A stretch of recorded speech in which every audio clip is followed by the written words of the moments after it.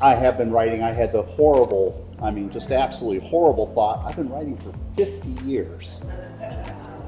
I started in high school, and yes, I'm at the grand old age of 68 as of just a week ago.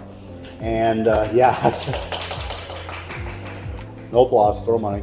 But anyway, it's been a bit of a ride. So, since we don't have much time, that's where I'm going to start off, is talking to you about time. First piece, I'm just going to share some of the stuff in the book, and hopefully you'll still buy it afterwards. This first piece is called Time on My Hands. When I was a child, I had so much time on my hands, I could barely wash it all off. And the days were long, and the nights were filled with dreams of tomorrow. When I became a man, the clock became my master, the dollar my boss. And the days were long, and the nights were void without dreams. Now that I am ancient, I count the minutes by seconds, give them names, a language of their own. But all of our conversations are brief, to the point. And the days are short, and the nights are filled with dreams of when I was young. Sometimes I found out that being a poet is very frustrating because, see, I have ADD and probably some spectrum of the autistic, whatever, who knows, they didn't test for stuff like that when I was a kid. They just said, oh, he's hyperactive, give him a load of self-control. Okay.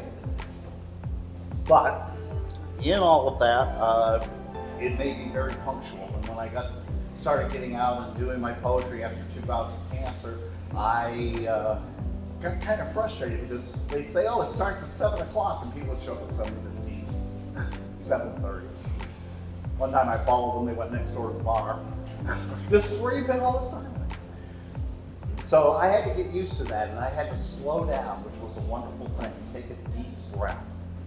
And sometimes as you're slowing down, taking a deep breath, you notice different things. I was sitting in a parking lot, and there was a street light, which is the title of this poem, street light. You know, it's not easy being a street light. You don't get to pick your friends or the crowd you hang out with. Did I mention I hate pigeons and seagulls? From my vantage point, I get to see a lot. I get to see Mr. Mercedes smoking his cigar on the way to the golf course in the 19th hole. I get to see Mr. BMW driving over to visit Mrs. Mercedes. Perhaps they'll smoke later.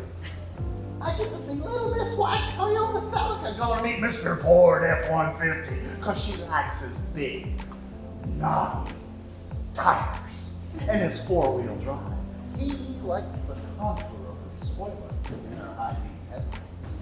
I even get to see Mrs. Blue Grand Caravan with a load of soccer going down the field. Yeah, I can see down there too, because that's where I first saw her.